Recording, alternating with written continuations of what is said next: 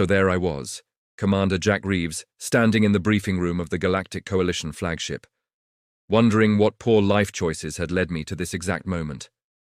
Spoiler alert, it was mostly the student loans and a recruiter who promised I'd see the galaxy. He wasn't wrong, technically. He just forgot to mention I'd be seeing it while aliens laughed at my species.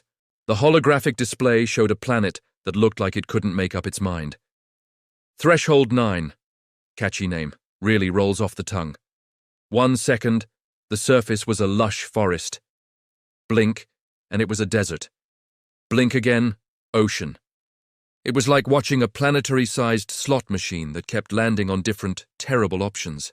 "Commander Reeves," said General Krilltalk, a massive reptilian creature who looked like someone had given a crocodile steroids and a military commission.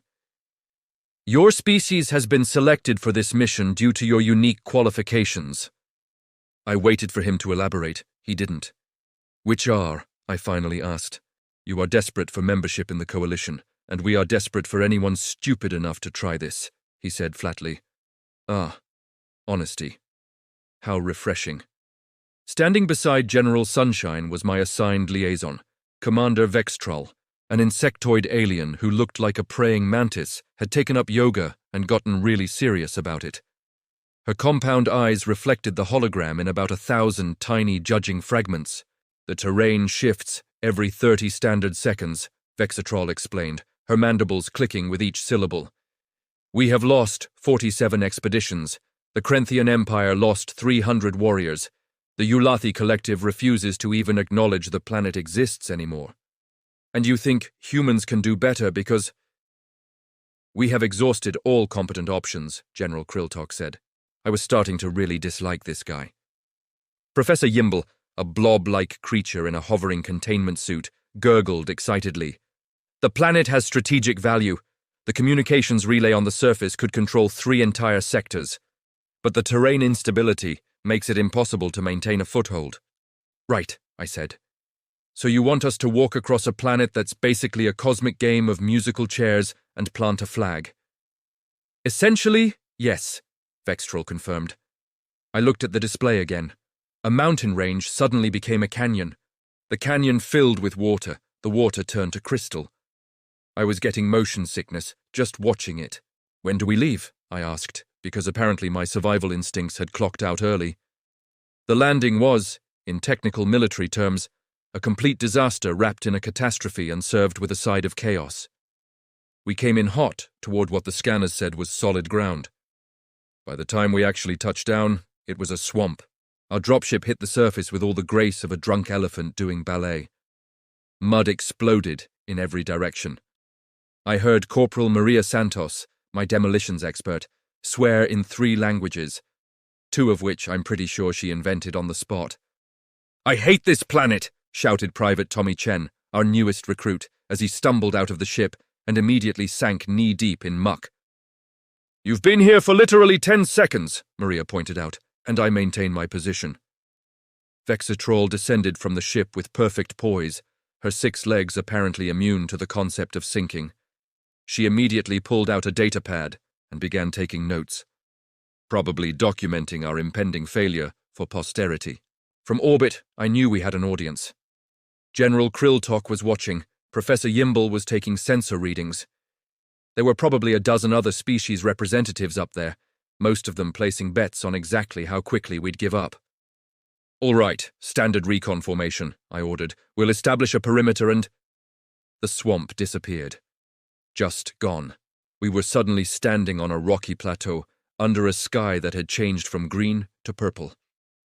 Tommy, who'd been pulling his leg out of mud, fell forward onto his face because there was no longer any mud to pull against. "What the—" Maria didn't finish the sentence before the plateau cracked and became a field of ice.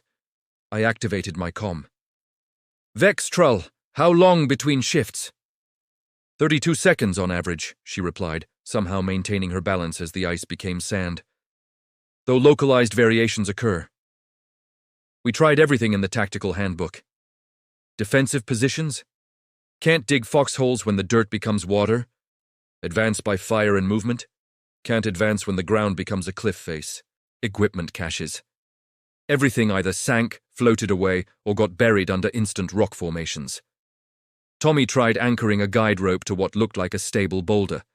20 seconds later, the boulder was a tree. Then the tree was a pillar of salt. Then the salt was gone entirely, and Tommy was holding a rope attached to absolutely nothing. "This is impossible," Maria said, watching her carefully placed explosive charges sink into what had been solid ground, but was now some kind of gelatin. "I can't blow up terrain that won't stay still long enough to be blown up." "Noted for the report," Vextral said, still taking notes. "Are you seriously documenting this?" I asked. "It is my function. Human expedition, failure expected in—" She checked a chronometer. "Approximately 14 more minutes. Your faith in us is truly inspiring." The ground became a shallow lake, then a forest. Then the forest caught fire. Then the fire became ice crystals. Tommy screamed every single time. Maria stopped reacting entirely, having apparently achieved some kind of zen acceptance of the insanity. I was about to call for extraction when I stepped on what felt like solid ground and decided, out of pure exhaustion and spite, that I simply wasn't moving anymore. My feet were planted. This was my spot. The universe could go ahead and try to change my mind. The ground shifted around me, but not under me. For exactly 3 seconds, nobody said anything. We all just stared at the patch of ground beneath my boots, which remained stubbornly solid while everything around it transformed from ice crystals to volcanic rock to what looked like giant mushrooms. "Commander?"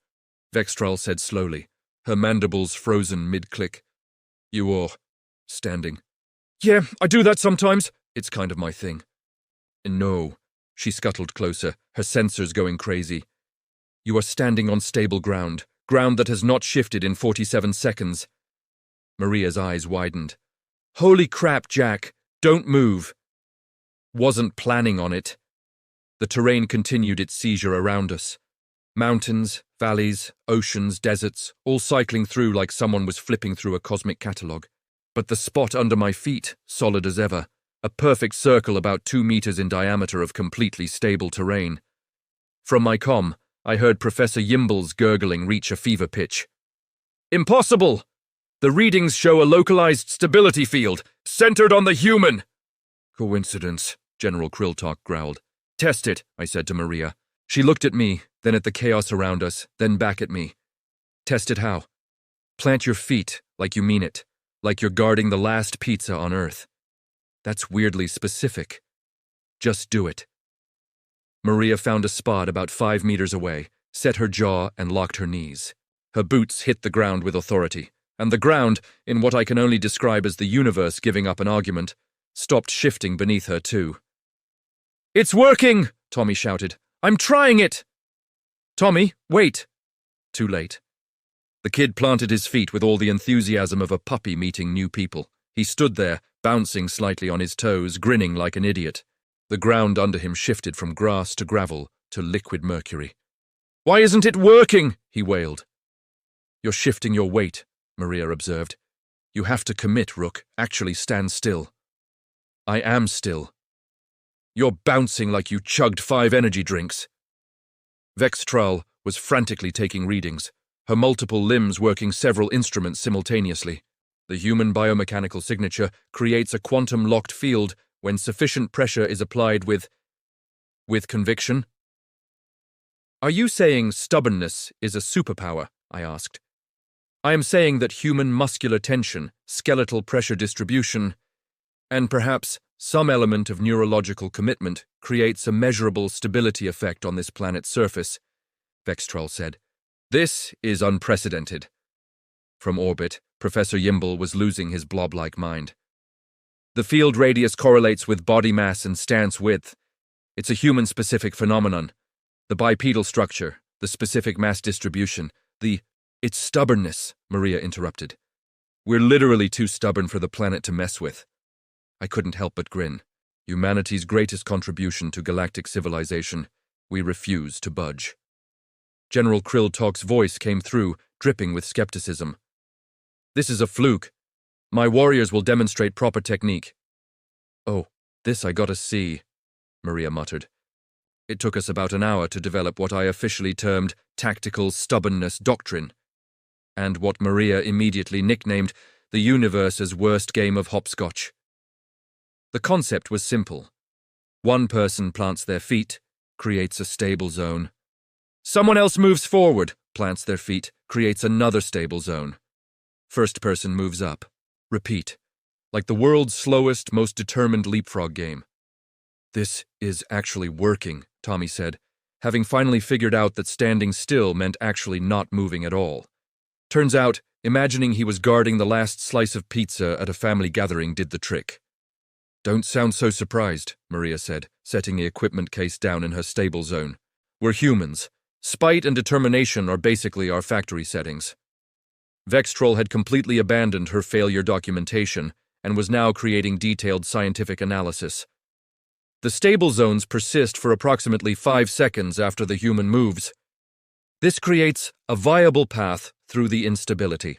We'd made it almost 200 meters from the landing site when General Krilltok's elite warriors dropped in. 6 Krenthians, each one a mass of scales, claws, and misplaced confidence. Observe, Krilltok announced. True military precision. The Krenthians formed up and tried to plant their feet. The ground shifted immediately, turning to quicksand. They sank up to their waists. More pressure! Krilltok barked. They pushed harder. The quicksand became spikes. They jumped away. The spikes became clouds of vapor, and they fell through into what was briefly a pit before becoming a hillside. It appears, Vextrol observed dryly, that the phenomenon is indeed human-specific. Impossible! Krilltok roared as his warriors scrambled back to their dropship. Maria waved at them. Better luck next time, boys! We continued our slow advance. The process was tedious, sure, but it worked. Maria discovered that her explosives were useless for terrain manipulation, but human-anchored stable positions were perfect for setting up equipment caches. We're essentially turning ourselves into living fence posts, I said. Living, sarcastic fence posts, Maria corrected. Don't undersell it. Tommy was getting better at holding his positions, though he kept up a running commentary that made me question my recruitment standards. This is so weird. I'm literally fighting a planet by standing still. My drill sergeant would be so confused. Stand at attention, they said. Never mentioned it would be a tactical advantage. From orbit, we were apparently quite the show. Professor Yimbal was presenting papers in real time. 3 different scientific councils were arguing about the physics, and betting pools had shifted from how fast will humans fail to how far can they actually get. Approaching the halfway point to the relay, Vextrol announced. No expeditions have ever reached this far. Yeah, well, no expeditions were ever stubborn enough, Maria said, planting her feet on what had been a lava field and was now a flower meadow. The terrain was getting more violent, though. Shifts coming faster, more extreme. Ocean to mountaintop to void to crystal forest, all in 15 seconds. We're going to need a new approach for the relay itself, I said, studying the sensor data. Why? Tommy asked. Because it's sitting in the most unstable zone on the planet, and we need to actually activate it, which means someone has to move around up there. Maria grinned. So we need someone to run through our stable zones while we hold position. We all looked at Vextrol. Absolutely not, she said immediately. Come on, I said. You've been documenting human stupidity all day. Time to participate. The relay sat on what the sensors optimistically called highly variable terrain. That was science speak for, this area is having a complete existential crisis every 15 seconds. We watched it cycle through states, a tower of ice, a pit of fire, a floating island, a crystalline structure, a column of water, back to ice. It was giving me a headache just looking at it. Okay, I said, here's the plan. We form a chain. Each person creates overlapping stable zones. That gives Vextrol a stable path to run through. She gets to the relay, activates it, the planet stabilizes permanently. And if it doesn't work, Tommy asked, then we'll have died doing something really, really stupid. And isn't that just the most human thing ever? Inspirational, boss, Maria deadpanned. We positioned ourselves carefully. I took point, closest to the relay's shifting position. Maria planted herself 5 meters behind me, Tommy behind her. 3 more squad members formed the rest of the chain, creating a corridor of stable ground through the chaos. Positions, I ordered. Everyone locked in. I felt the familiar resistance, that weird sensation of the ground accepting my presence. The stable zones bloomed around each of us, overlapping just enough to create a continuous path. "Vextroll, you're up." The insectoid commander hesitated for just a moment. Then, in what I can only assume was the alien equivalent of saying "screw it," she scuttled forward at full speed. The ground around us went insane. Lava, ice, void, crystal, water, stone, all cycling faster than before, like the planet knew what we were trying to do and was personally offended. Vextroll hit the stable corridor and ran. 6 legs moving in perfect synchronization, her sensors extended toward the relay. That's when I felt my boots start to slip. Fatigue. I'd been holding this position for too long. My legs were shaking, the muscles in my calves were screaming. The stable zone flickered. "Jack!" Maria shouted. "I got it!" I lied, pushing harder, trying to lock my knees. The ground beneath me started to shift. Solid stone became sand. I was sinking. "We need to compensate!" Maria yelled. "Tommy, plant harder!" "I'm planted. I can't plant more than planted." Vextroll was halfway to the relay. The terrain around her shifted from a crystal spire to a waterfall to a cliff face. She leaped, scuttled, and climbed, staying in the stable corridor by centimeters. My boots were ankle-deep in sand now. The zone was collapsing. "Just a little longer," I grunted. Maria and Tommy must have found some reserve of spite I didn't know existed, because their zones suddenly strengthened. The corridor stabilized again, even as my section continued to fail. Vextroll reached the relay. It was currently a pillar of ice with the control panel frozen inside. "I cannot access it," she called back. "Wait for the shift," I shouted, my legs shaking violently now. The ice became fire. The fire became stone. The stone became crystal. And for exactly 3 seconds, it was a normal metal structure with an accessible control panel. Vextroll's multiple limbs flew across the controls. The relay hummed to life, and the entire planet stopped, just stopped. The terrain locked in place. Where there had been chaos, there was suddenly stability. The ground beneath me solidified into firm stone. My legs gave out and I collapsed, but I was sitting on solid, unchanging rock. "Did we do it?" Tommy gasped. "We did it," Maria confirmed, lying flat on her back. "We outstubborned a planet!" From orbit, General Krilltok's voice came through, quieter than before. "The relay is broadcasting. Terrain has stabilized across the entire surface." The human method worked. "Shocked?" I managed between gasps for air, a long pause. "Yes." The debriefing room on the Coalition flagship was packed. Every species representative wanted to hear about the mission.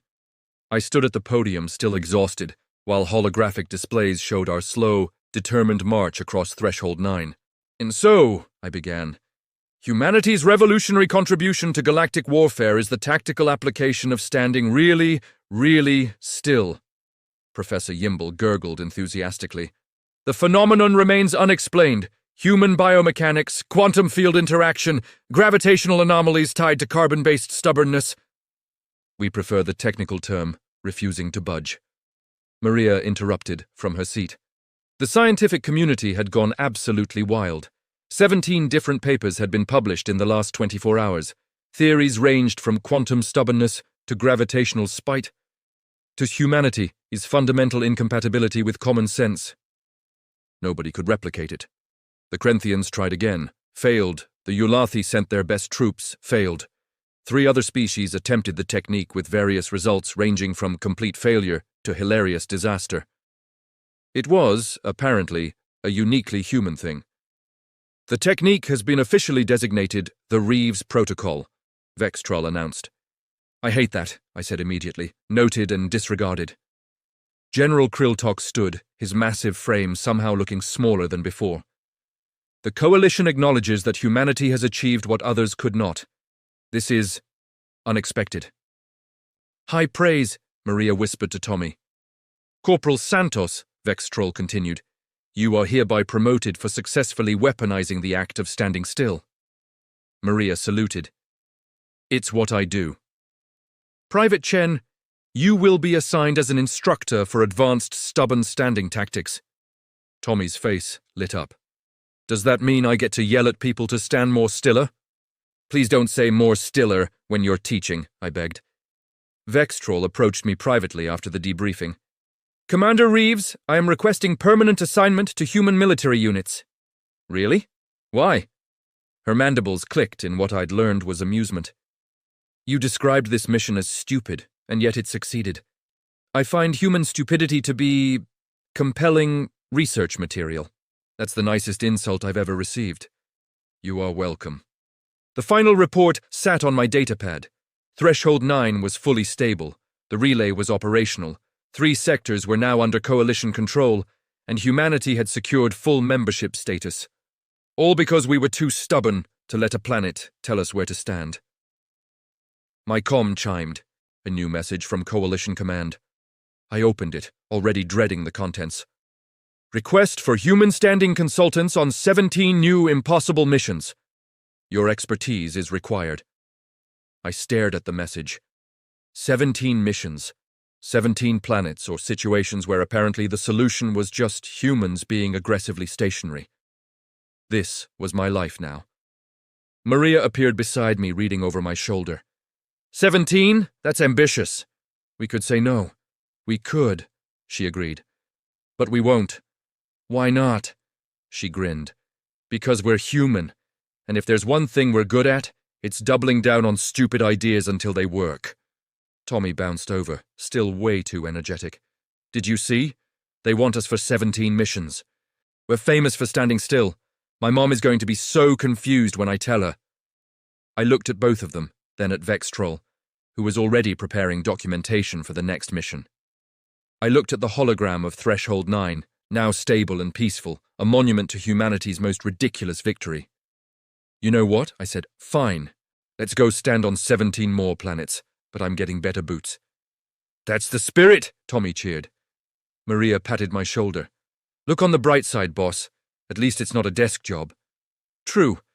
Instead, I'm a professional... What did they call me? Standing consultant, Vextrol supplied helpfully. Right, standing consultant. The career path nobody plans for, but somehow I'm living. The Coalition had conquered star systems, developed faster-than-light travel, and created energy weapons that could vaporize moons. But they couldn't figure out how to stand still on an unstable planet.